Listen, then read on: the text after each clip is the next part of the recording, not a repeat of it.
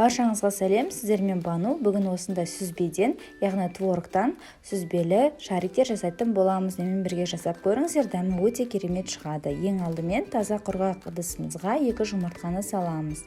Үстіне шым-шым тұз саламыз. Және де 70 грамм қантымызды саламыз. Үшеуін аппақ болып көпіргенге дейін миксермен араластырамыз. Жақсылап араластырып болғаннан кейін сүзбемізді саламыз. Мен 180 грамм сүзбе салдым. Оны да миксермен кішкене араластырып шығамыз. Бөлек ыдысқа ұн мен қопсытқышты, яғни разрыхлитель екеуін араластырып шығамыз.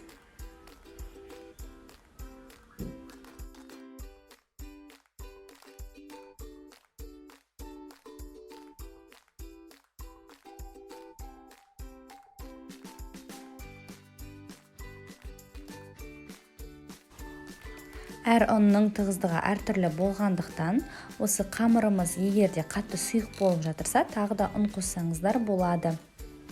20-30 грамм қоссаңыздар болады.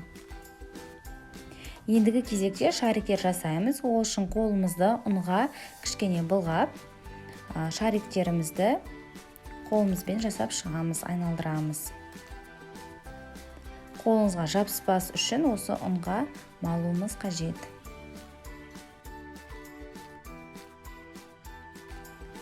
Табамызға сұйық майды құямыз. Сұйық майдың мөлшері шариктеріміз батып тұрғандай болуы қажет. Майымыз орташа қызған уақытта шариктерімізді саламыз. Қатты қызып та қажеті жоқ, себебі шариктеріңіз орталары піспей, сырты күйіп кетуі мүмкін. Сондықтан баяу немесе орташа отта пісіріп алсаңыз, шариктеріңіз мүлде майлы болып шықпайды. Дайын болған шариктерді алып, үстіне қант ұнтағын сеуіп, шайға ұсынсаңыздар болады. Өте дәмді, керемет болып шығады. Және де балаларыңыз 1 минутта жеп қоятын болады. Менімен бірге жасап көріңіздер. Егер ұнаса, лайк, комментарий жазып кетіңіздер.